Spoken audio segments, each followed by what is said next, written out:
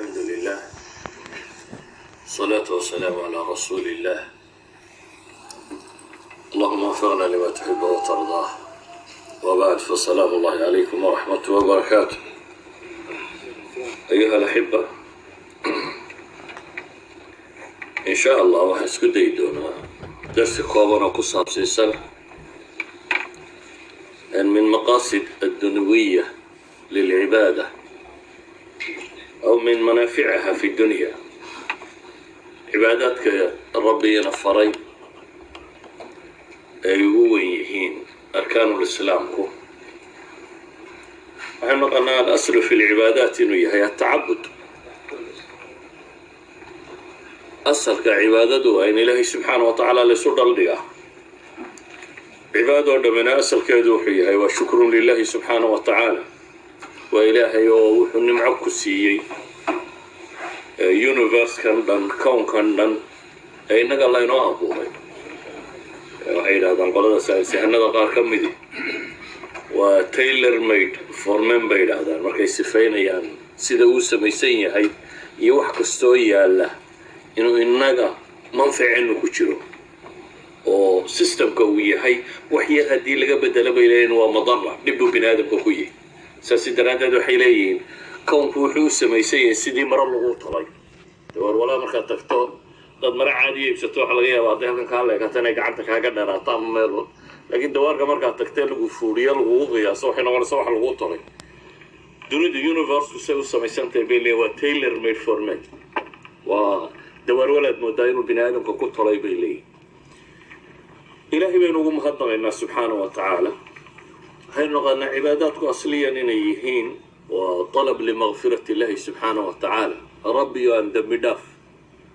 يعني حريص ويديسانينو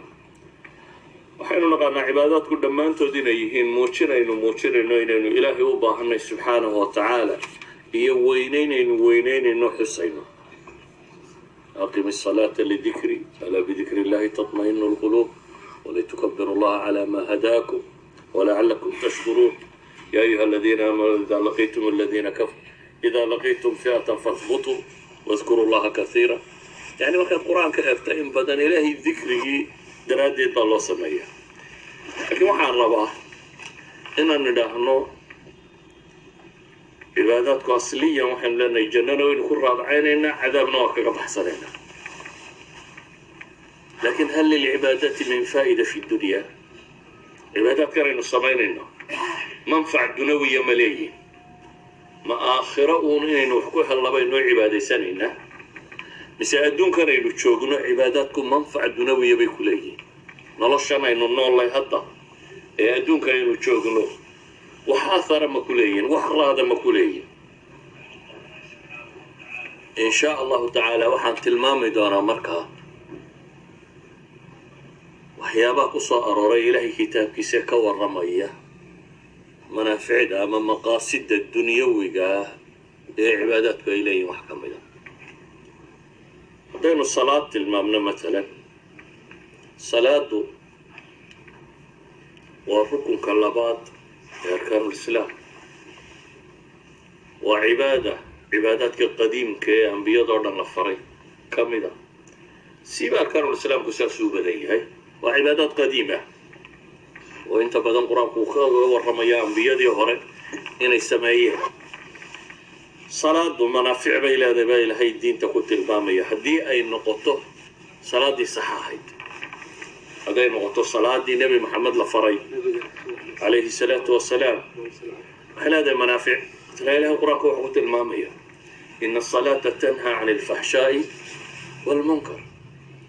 صلاة وحي قفك بن آدم كربطة الفحشاء وحمل وحي فحشية حمانة iyo munkar wixii sharci aqli badiida waxa foosha xun dhamaanteed ay quraanku uu tilmaamayna ka rabto taa macnaheedu waxa weeyaan salaadu waxay tahdiibisa oo tathiirisa akhlaaqda qofka muslimka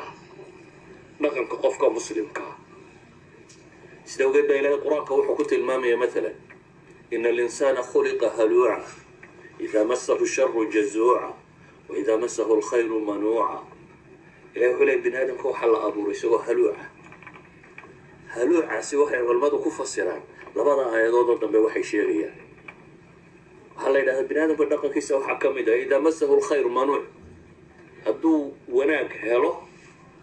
waa mid bakhayl oo xejista waayo min fitratihi waxa lagu itixaamay waxaa ka mid a maalan xoolaha jacaylkooda oo qur-aanku mar kasta uu xoola ka warramayo inta badan tuxibuuna almaala xuban jama wainahu lixubi lkhayri lashadiid yuطcimuuna طacaama calaa xubihi miskiina wayatiima waasiira yacni qur-aanku marka warramayo ku bixiye ku aan bixinba waxaa la tilmaamaya inay min fitrada bini aadamka mata inuu xoola jecel yahay saa daraaddeed ilahay wuxuu lehay khayrka markuu helo waa manuuc fii aslihi waa mid aan bixinin waxaa kaloo lagu sifeeyey waidaa masahu sharu dhibtu hadday haleeshana waa jazuuc waa mid argagax badna ah yacni naftiisu confidence deganaanshiya ma leh hadday dhibtu qabsatana waa calaacal iyo qaylo waxa ka soo hadha